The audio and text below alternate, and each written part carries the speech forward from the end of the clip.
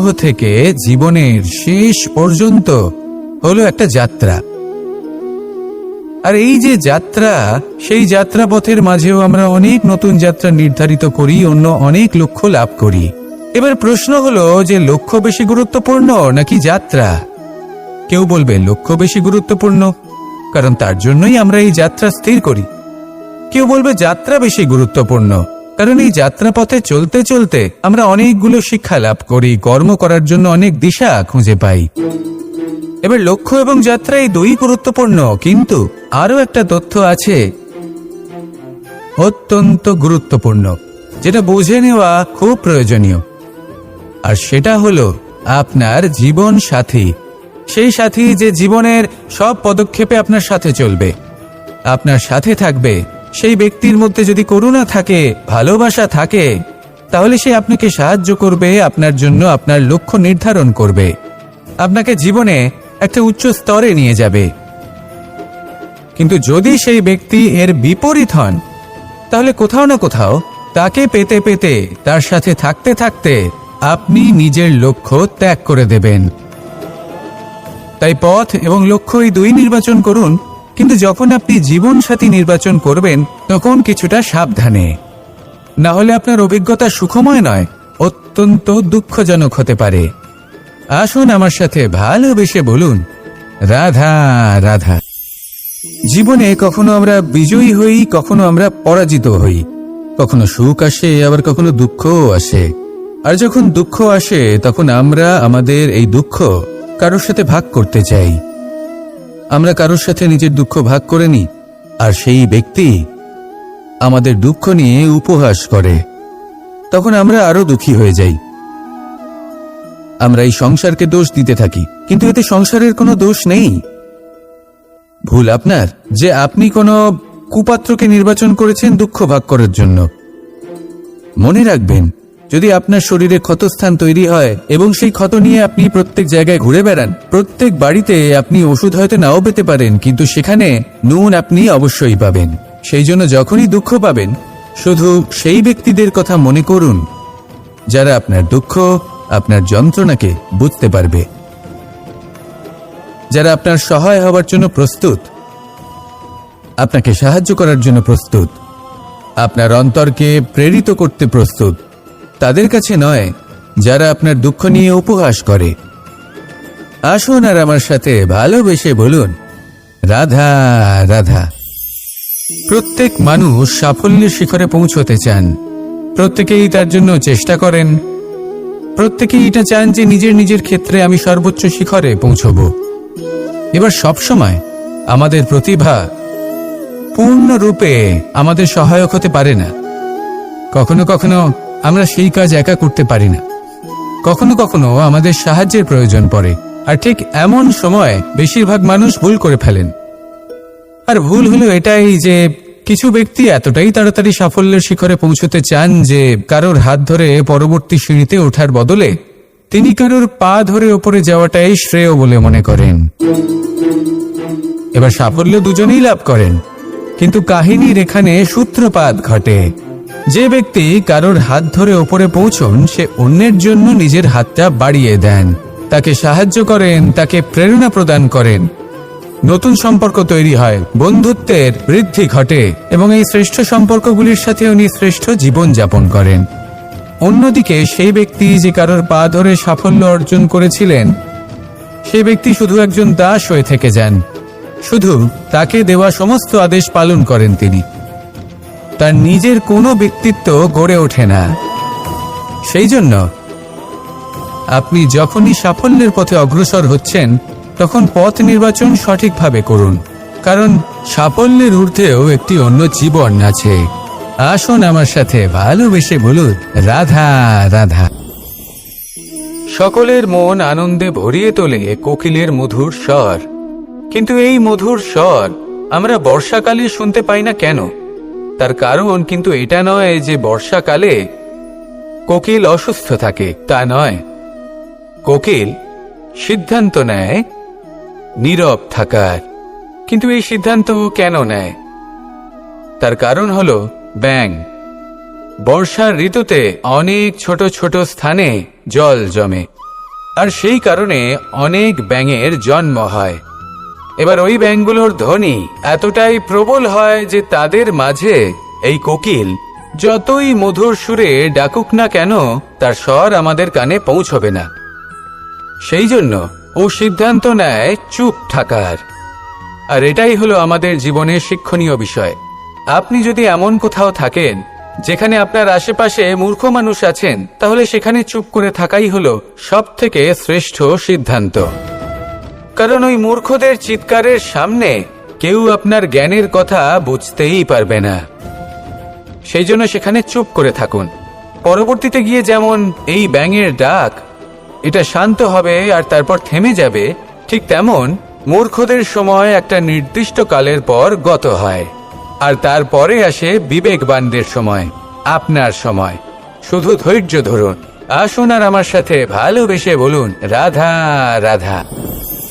মস্তিষ্কের মেধা প্রত্যেক মানুষের কাছেই আছে। এর বর্গীকরণ করা সম্ভব তিনটি স্তরে: নিম্ন, মধ্য এবং উচ্চ। এবার সেই ব্যক্তি যার মস্তিষ্ক মেধা নিম্ন স্তরের, তিনি কোন বিষয়ে কথা বলেন, কোন বিষয়ে আলোচনা করেন, কি কি সেই বিষয় যা নিয়ে এনারা ভাবেন? লেনদেন, লাভ ক্ষতি, সম্পর্ক ভাঙা গড়া, জীবনের এই ছোট ছোট বিষয়গুলি। এর ঊর্ধ্বে এনাদের কথা এবং ভাবনা যায়ই না। এবার যে ব্যক্তি এমন হন যার মস্তিষ্ক মেধা মধ্যস্তরের, সেই ব্যক্তি কি করেন, কোন বিষয়ে কথা বলেন? জীবনের ঘটনাগুলির বিষয়ে কথা বলেন। কি হয়েছিল, কিভাবে হয়েছিল, কিভাবে সেটা আরো বেশি শ্রেষ্ঠ করে তোলা সম্ভব। আর সেই ব্যক্তি যাদের মস্তিষ্ক মেধা উচ্চ স্তরে থাকে, তারা কি নিয়ে ভাবেন, তারা কি নিয়ে আলোচনা করতে থাকেন? তিনি ভাবেন যে কিভাবে নিজের চিন্তা ভাবনা আরো বেশি শ্রেষ্ঠ করে তোলা সম্ভব। তিনি ভাবেন যে কিভাবে আমরা নিজেদের অপগুণগুলিকে দূর করে দিতে পারি, কারণ সেটা করতে পারলে জীবন আপনা থেকেই শ্রেষ্ঠ হয়ে উঠবে। মস্তিষ্ক মেধা আমাদের সবার কাছে আছে। এবার আমাদের এটা বেছে নিতে হবে যে কোন স্তরটা আমরা আপন করতে চাই। যদি আজকের এই মুহূর্তে আপনি নিম্ন স্তরেও থাকেন, তাহলে তা মেনে নিন, চিন্তার কোনো বিষয় নেই। এখনো চাইলে আপনি উচ্চ স্তরে পৌঁছতেই পারেন। সেটাই বেছে নিন, জীবন শ্রেষ্ঠ করে তুলুন আর আমার সাথে ভালোবেসে বলুন, রাধা রাধা। অত্যন্ত শ্রেষ্ঠ একটা কথা আছে, যদি একটা দরজা বন্ধ হয় তাহলে ঈশ্বর নিজে আমাদের জন্য আরেকটা দরজা খুলে দেন। কিন্তু কিছু মানুষ আছেন যারা এটা ভাবেন যে আমার সাথে তো এরকম হলোই না, আমাদের জন্য তো কোনো নতুন দরজা খুলল না, কোনো নতুন পথ আমরা খুঁজে পেলাম না। সেই বিষয়ে আমরা চিন্তা করি, দুঃখ পাই যে এরকম কেন হলো। কখনো কখনো নতুন দরজা উন্মুক্ত হয়, কিন্তু পুরনো যে বন্ধ দরজা আছে তার সামনেই আমরা দুঃখী হয়ে বসে থাকি। আর এমন ভাবে বসে থাকি যে নতুন দরজার দিকে আমাদের চোখই যায় না। কখনো কখনো ঈশ্বর জেনে শুনেই আমাদের জন্য নতুন দরজা, নতুন পথ উন্মুক্ত করেন না, কারণ তিনি চান যে আমরা যেন পরিশ্রম করি, কর্ম করি, নিজেকে আরো বেশি শ্রেষ্ঠ করে তুলি, সক্ষম হই, আর নিজের পথ আমরা নিজেই খুঁজে নিই। কখনো কখনো এমনও হয় যে ঈশ্বর চান যে আমরা যেন সেই পথে চলতে শুরু করে দিই।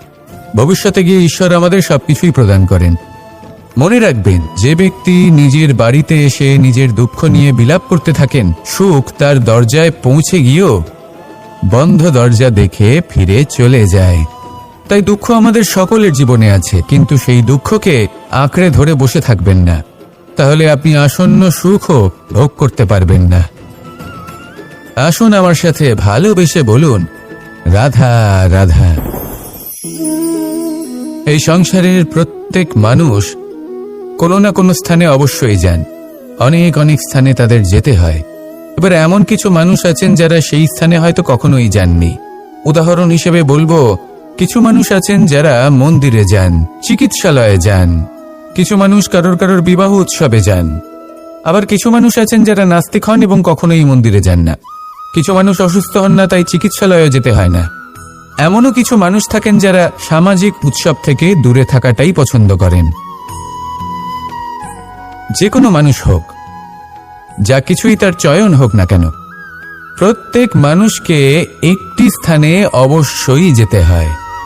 এমন একটি স্থান আছে, সেই স্থানের নাম হলো মৃত্যুদ্বার। এবার এটা আবশ্যক নয় যে ঠিক মৃত্যুর পরেই আপনি মৃত্যুদ্বারে পৌঁছে যাবেন। এমন অনেক মানুষ আছেন যারা মৃত্যুর পূর্বেই মৃত্যুদ্বারে পৌঁছে ফিরে এসেছেন, আর তারা অনুভব করেছেন যে এই সংসারের সময় চক্রের সম্মুখে তাদের অস্তিত্ব কতটা ক্ষীণ। ওনারা এই কথা বুঝে গেছেন। বড় বড় জ্ঞানী মহান ব্যক্তি ছিলেন, তারা এসেছেন, কর্ম করেছেন এবং শেষে তারাও মৃত্যুদ্বারে প্রবেশ করেছেন। অবশেষে তারাও পঞ্চমহাভূতের সাথে মিলিত হয়েছেন। তাহলে আপনার কিসের এত অহংকার?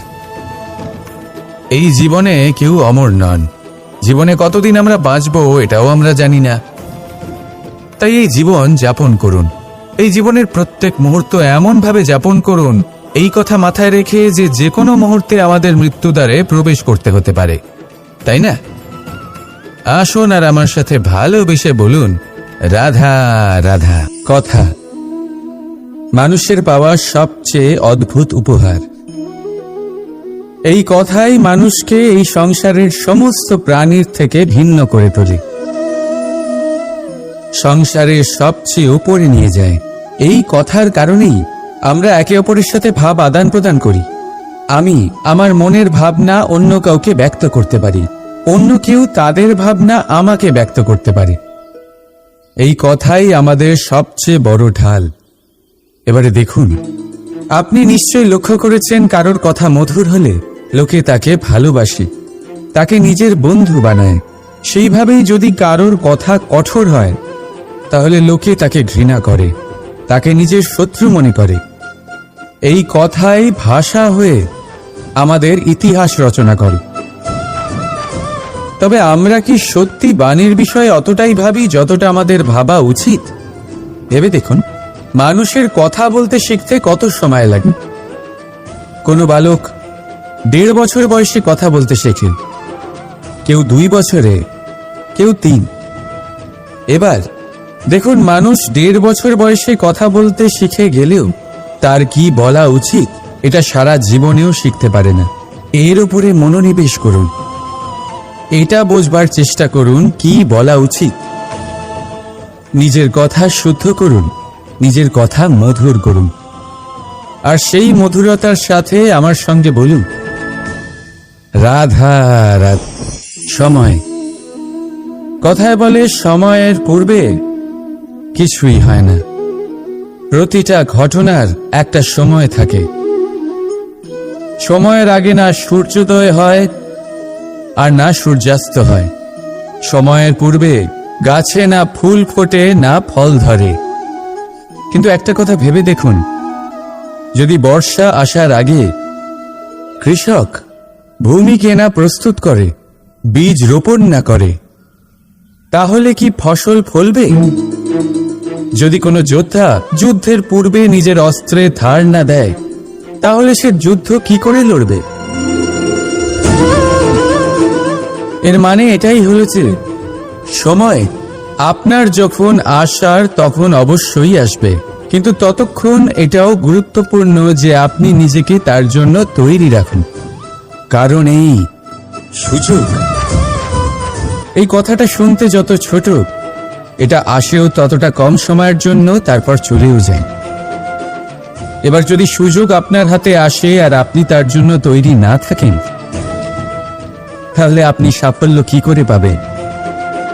তাই আপনি সঠিক সময়ের জন্য অপেক্ষা করুন, সেই সুযোগের জন্য অপেক্ষা করুন, কিন্তু ততক্ষণ নিজের চেষ্টার দ্বারা নিজেকে আরো সক্ষম করে তুলুন, কারণ সাফল্য আপনার জন্য অপেক্ষা করছে, শুধু আপনি তার জন্য তৈরি থাকুন। রাধা রাধা। আমাদের মধ্যে বহু মানুষ মাঝে মাঝে নিজেকে অকর্মণ্য মনে করি, ভেবে নিই যে এত চেষ্টা করার পরেও কিছুই পেলাম না, আর হয়তো পরেও কিছুই পাব না, আর সেই জন্য নিজের জীবনের সমস্ত বোঝা অন্য কারোর কাঁধে চাপিয়ে দিই। নিজের ওপরে বিশ্বাস হারিয়ে ফেলি। কেন বুঝতে পারেন না এই কথাটা? যে যতক্ষণ না পায়ে কোনো কাঁটা ফুটবে, ব্যক্তি কি করে বুঝতে পারবে যে এরপর থেকে নিচে তাকিয়ে চলতে হবে? সূর্যকে নিজে জ্বলতে হয় যাতে বাকিদের প্রকাশ দিতে পারে সে। রাতের অন্ধকারের সাথে লড়াই করার জন্য চন্দ্রিমাকে আকাশে একা উজ্জ্বল হতে হয়। নদী নিজের যাত্রা কি করে করে, নিজের পথ কি করে নির্মাণ করে? সে পাথরের সাথে লড়াই করে তা বানায়। যদি স্বয়ং আপনি নিজের সাহায্য করতে অক্ষম হন, তাহলে নিশ্চিতভাবে আপনার এই জীবন ব্যর্থ হয়ে যাবে। তাই মনে রাখবেন, এই সংসারে নিজের জীবনের ভার নিজের কাঁধেই বহন করতে হয়। অন্যের কাঁধের ওপর শুধুমাত্র পরলোক যাত্রা হয়। সেই জন্য এই সংসারে জীবিত সেই যে আত্মনির্ভর।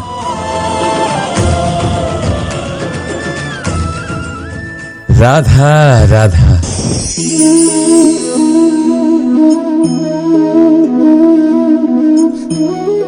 এই জল দেখতে পাচ্ছেন আপনি? এটা ঘোলা জল, এতে ময়লা মিশে আছে। কিন্তু যদি আপনি এটা কিছুক্ষণ এমনি ফেলে রাখেন, তাহলে দেখবেন এই ময়লা। আমাদের ভিডিওগুলি যদি আপনাদের ভালো লেগে থাকে তাহলে লাইক, কমেন্ট, শেয়ার করতে ভুলবেন না। এবং আরও নতুন নতুন ভিডিও পেতে চ্যানেলটি সাবস্ক্রাইব করে পাশে থাকা বেলাইকনটি অন করে রাখুন। ধন্যবাদ।